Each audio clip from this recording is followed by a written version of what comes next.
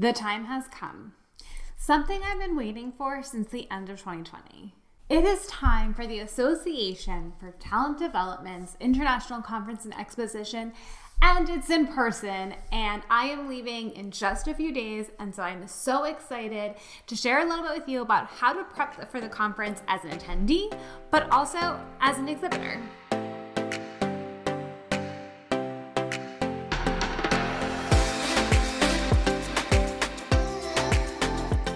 Hi friends, my name is Vanessa Alzate. I am the founder and CEO of Anchored Training, and on this channel we help aspiring instructional designers and e-learning developers get off of the sidelines and get into the L&D game.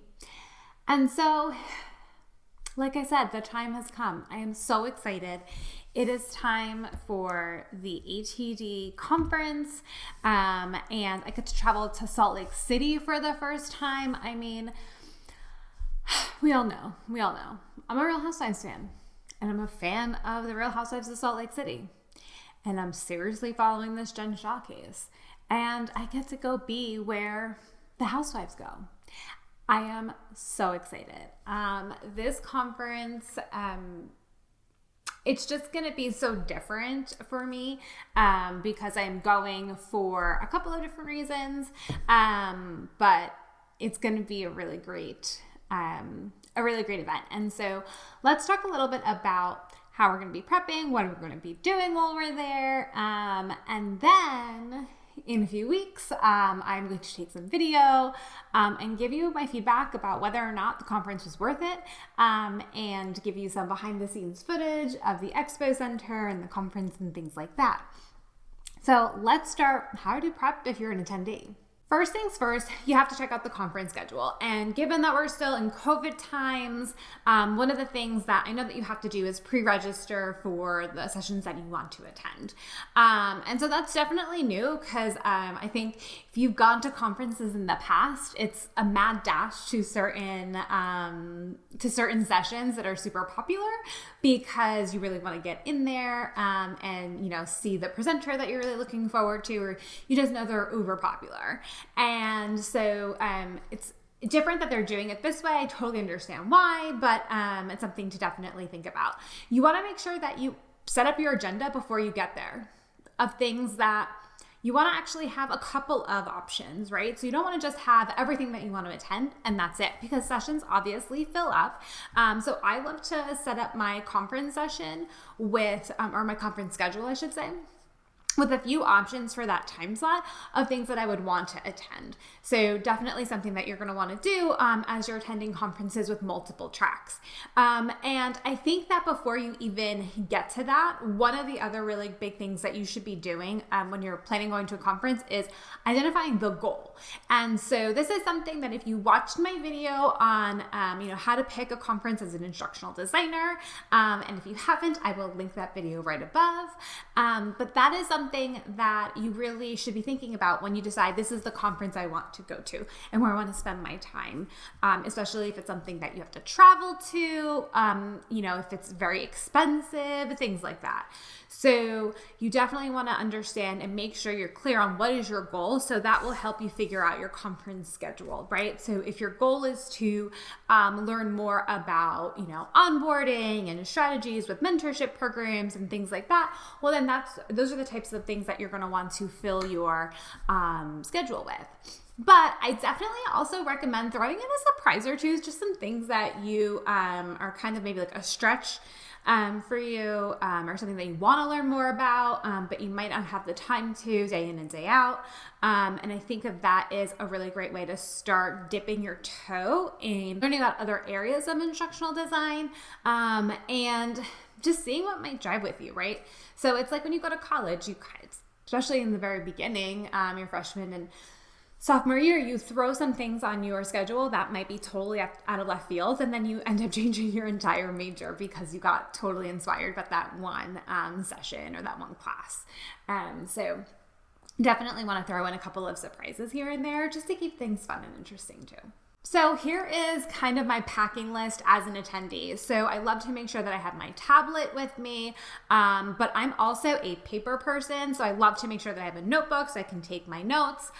There's just something for me about still writing things as opposed to just having it on my tablet that, I don't know, it just isn't the same. We're going so electronic, and I recognize that I own a business where we're trying to move so much in-person content online.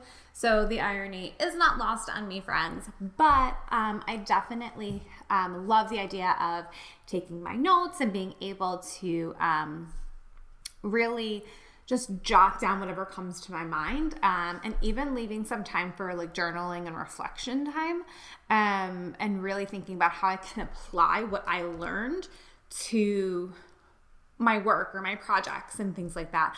You can do that, of course, digitally, but like I said, I'm just a paper person. So making sure you have something to write on, and making sure you have some sort of like canvas bag. They give you some of these things, but I like to have my stuff with me. It just makes me feel better. So for this year, so something a little bit different because we're coming out of COVID, or not really coming out of COVID. We're still definitely in the pandemic, but we're back into masks and all of that. We're making sure that we're packing plenty of masks with us, and we're even having them branded with anchored training, which we're really excited about. But definitely making sure we have that. We have our hand sanitizer, but also really interesting, and something that I think we'll see a lot more of, and I toyed with this in a previous life, but never really got fully invested into it, but digital business cards. And we actually found a site that we're testing out where you don't need to have the app in order to collect the business card. So I can just, have someone scan my QR code, and my contact information goes right into their email or can be sent through a text message. And I think that that's a really great way to, save paper. I mean, my business cards, I ordered when I first started, maybe 1,000. I don't know, 500. Actually, maybe 500 sounds more like it. I ordered a lot. I have not given out like nearly that many business cards, because they're just, I don't know, it's not the same. And also, I also got my business cards probably in 2018, and 2020. There was no giving out of any business cards. So I definitely think that going the digital route is definitely something a little bit more economical, especially as someone who is new to instructional design or new to freelancing. You can just give that on the go. You're not like fumbling around trying to find a business card in your wallet, in your purse, or finding, some random ones that are all messed up because they've been in your purse or your wallet for so long. So digital business card is definitely a really good way to go. Doesn't mean I won't actually get physical business cards. I definitely think that I will have some and give them to friends and family members that don't have my QR code to provide to anybody that they meet that may want to work with us. And I think that there's something still. So, there's like a mindset thing around like having your business card with your business name and your title, and just makes it more official feeling, and it just makes that feel better, and just makes you, I don't know, it makes you feel good. It makes you feel like more of a boss. So I'll still have some printed ones, but we're definitely going the digital route for this summit, for this conference. And I'm really excited because we'll get to customize it. You can even add some video and things like that. So definitely something to look for. So another thing, if you're going to conferences after 2020, into 2021 and beyond, is definitely practicing the elbow bump, because I am the worst at that. Even now, I'm still like going up to people, trying to shake their hands, trying to give them hugs, and I'm like, oh, right. Like social distancing. I'm just so natural. I'm Hispanic, and my family hugs and we kiss a lot. So definitely practicing that elbow bump is going to be something that I need to work on. So definitely something that as an attendee you should be working on too, because I don't actually see us losing the elbow bump all that anytime soon. And then as an attendee, making sure I really dive into and embrace networking. And I know how hard it could be as an introvert, and as extroverted as I may seem here on camera, and in the YouTube world, I definitely can retreat. I get exhausted by a lot of talking, and a lot of human interaction. And I definitely need that time to like chill, decompress, process everything, everyone that I've met, all of that stuff. So I think that definitely understanding that it is going to be networking heavy or kind of like extroverted heavy when you're at an in-person conference, and just preparing yourself for that. So making sure that you're taking the time to have your processing time, your decompress time in the evenings, right? But also just understanding that you're going to be exhausted by the end of the day, especially by the end of the second or third day. And it's going to be information overload. It is going to be a lot of meeting people, but really embracing that, going up to someone, elbow bumping them and learning more about them, and just really connecting and learning more about why people are coming to the conference, I think is super important. As an attendee, you really can expand your network and make this group of friends that you wouldn't normally have made had you stayed in your hometown or in your local community, and it's a group of friends that really can understand the business and understand why you're there. And again, we all know my mom don't know what I do all that well, or she has her idea of it, or I just always have to explain instructional design and training, and sometimes I just want to have a community that I can go to. I do that now, but like in the past, a community that I wanted to go to where I could just talk and people just understood the lingo. And this is where you can find that group. So it's definitely something that you should be preparing for your self-care time, preparing for your reflection time, and really thinking about what, meeting as many people as you can. And that's really what conferences are really mostly for, is that networking, especially the in-person ones, connecting with the presenters at the end of their sessions, connecting with them on LinkedIn, letting them know that you really enjoyed their presentation, sharing about it on social media, right?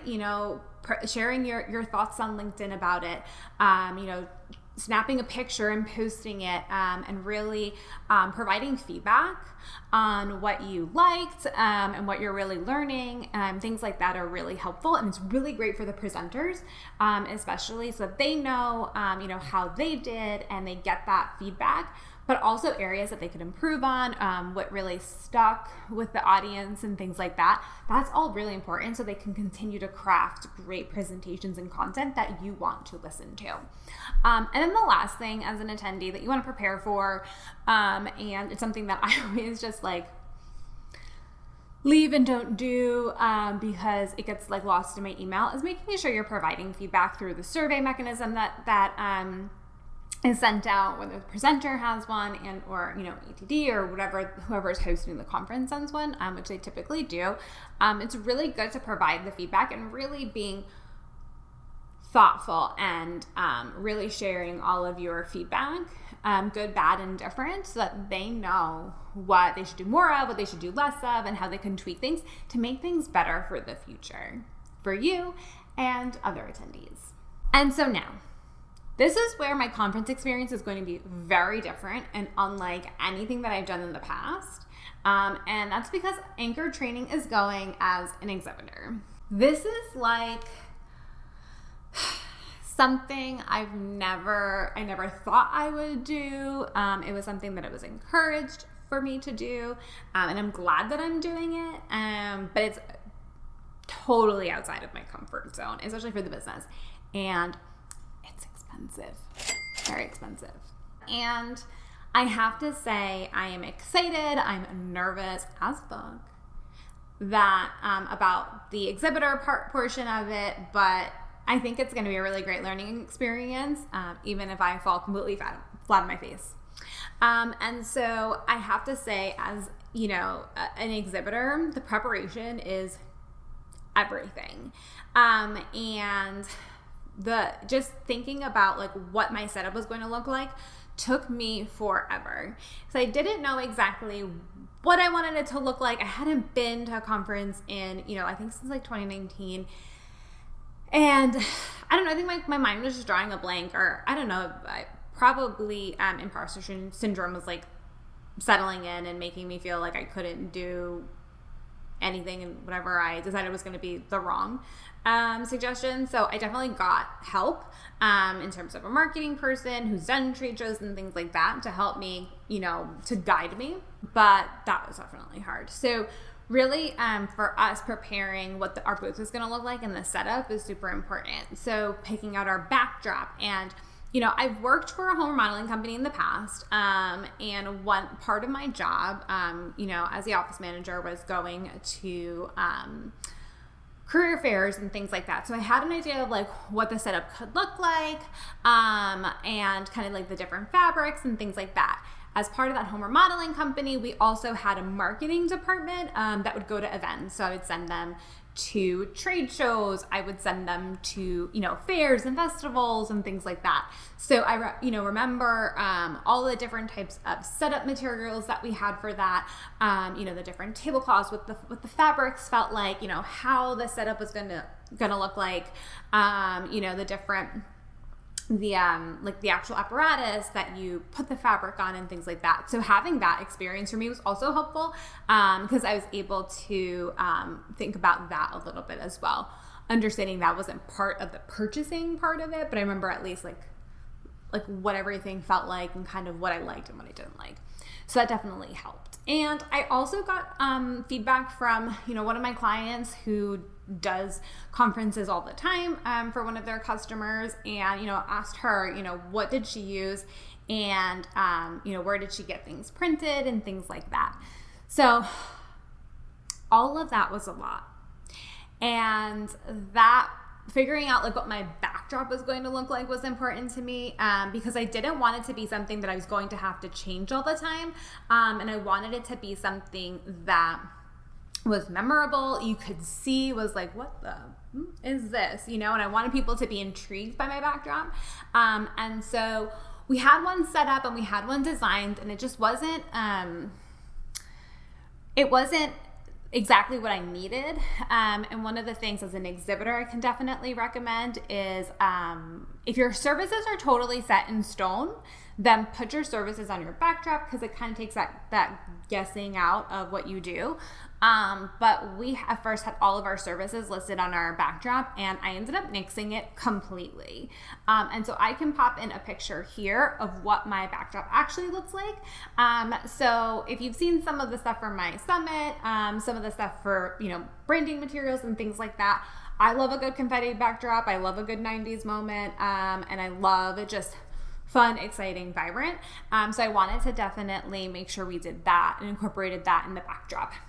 And then I just wanted a spot where we put all of our social handles, whether it was Anchor Training or Vanessa Anchored, because I wanted people to be able to connect with us. And I left it at that because I thought I could use this as a backdrop for like the summit if I wanted to, or presentations that I do, or if I have an in-person event, like it could be a step and repeat and things like that. So I wanted to make it generic enough that it had multiple use, and it was something that I could continue to use, because my branding is pretty set in stone for now. Definitely, come at me in like 3-5 years. I'll probably have a whole new brand launch, because that's kind of fun actually. But anyway, so I did all of, I had kind of had that thought in the back of my mind that this could be something that I keep for a very long time. And it was generic enough, and it had multiple uses and purposes. So that was definitely a big lift off of my shoulders once we finally got it designed, and we got it, exactly how I wanted it. And there was a lot of back and forth with the printing company, because of the resolution and things like that. But once it came in, I was away for a few days and it came in. And then when I came home, it was like the first package I opened, and it was just, let me tell you, it's an incredible feeling to see your brand and your vision come to life and realize that you're about to step into something that is next level. It was a really big moment for me that my dog walked on it, because I laid it on the floor, but he didn't get dirty, thank God. Anyway, so one of the other things that was important for me is, and it kind of ties into the backdrop, is I wanted to create an experience. So I didn't want my booth to be just like your typical booth where you go in, you grab a paper that gives like a one sheet about, what, about the company, and then you take a pen and you go home. A pen that you probably won't remember, or a pad that you won't remember, or something that you just like won't use. And you'll end up throwing it out because you realize you have no place to put it, but to take it home. So I really thought about like what that experience was and what the anchor training difference was. And that is where I decided to, I was actually looking at an Instagram post of from Southern Charm, Craig Conover's, his sewing storefront, where he has this backdrop of like all balls of yarn, and it's like a really good photo area. And I was like, oh, wouldn't it be so cool if we did a photo booth? And then I was like, wait, I talk about TikTok. I have a whole talk about TikTok. I talk about short form content. I'm on YouTube. Why am I not teaching people how to use TikTok and teach them, the value of it, and, that it's not scary, that it can be on camera. That is definitely more on brand for anchor training, and stepping a little bit out of your comfort zone and really rethinking how you do learning and development and how you think of it. And so that's where that kind of TikTok booth came to be. And it really kind of took the whole booth to the next level. So while our backdrop, was kind of set in stone and things like that, now thinking of like, okay, I need to make sure I have clear space. We have to have our ring light. How are we going to do all of the things? So thinking about that and what the experience was like for for the attendees and our visitors was really important. And now also with COVID, that's a new thing, right? So really thinking about how we are going to have this experience in a safe manner.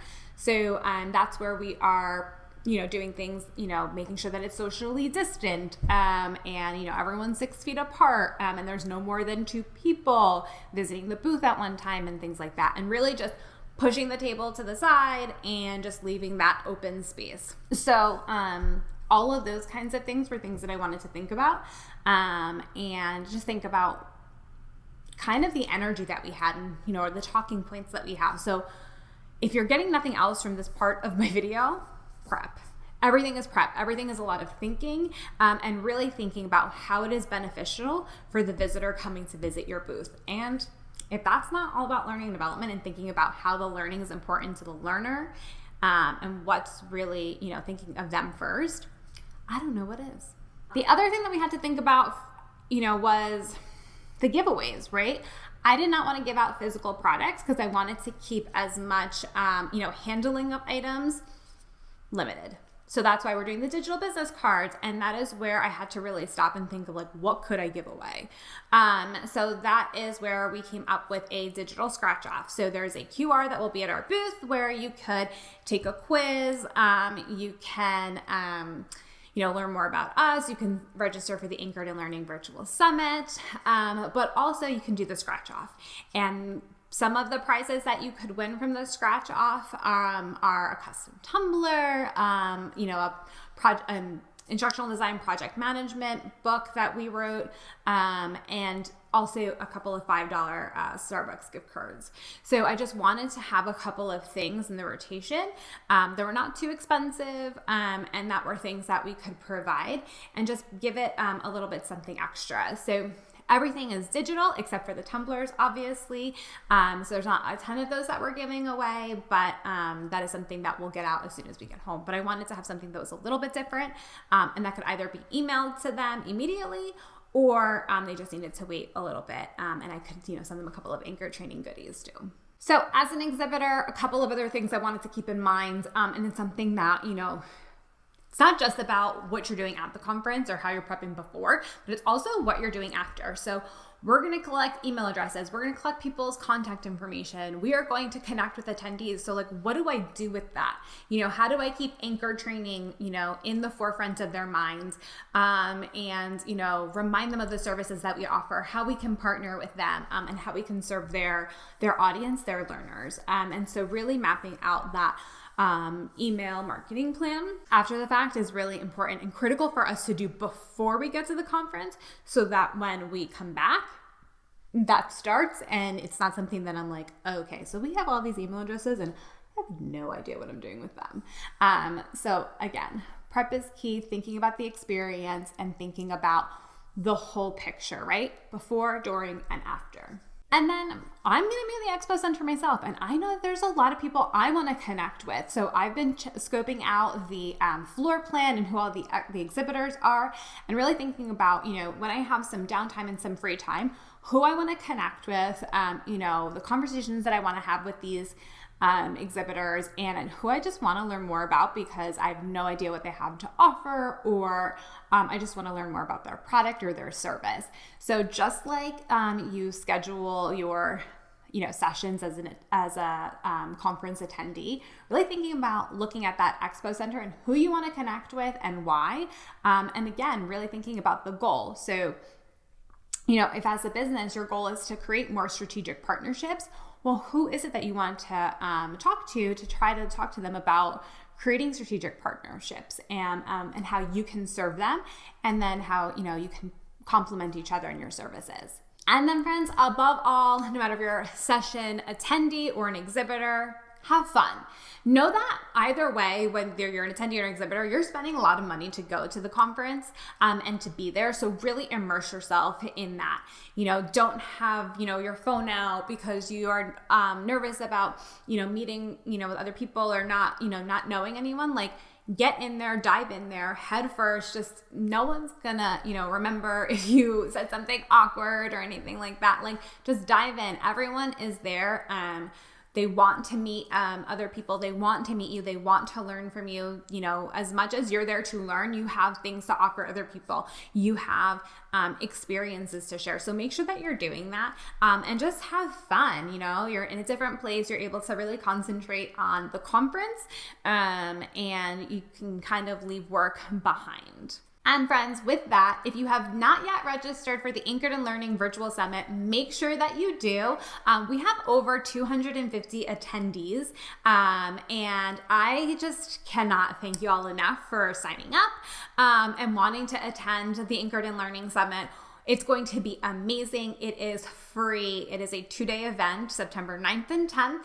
And I will leave the link below to register. Make sure you're there. If you cannot be there live, no issue. We are having recordings and we will be sending those out to the registered attendees. And I really appreciate all of your support and just how amazing you made this experience. It is unlike anything I could have ever dreamed. Well, friends, thank you so much for watching. I will see you all in Salt Lake City, whoever will be there. I am so excited, pumped. And I will see you next week. And then I'll give you the behind the scenes of everything that happened and what it was like. Bye, friends.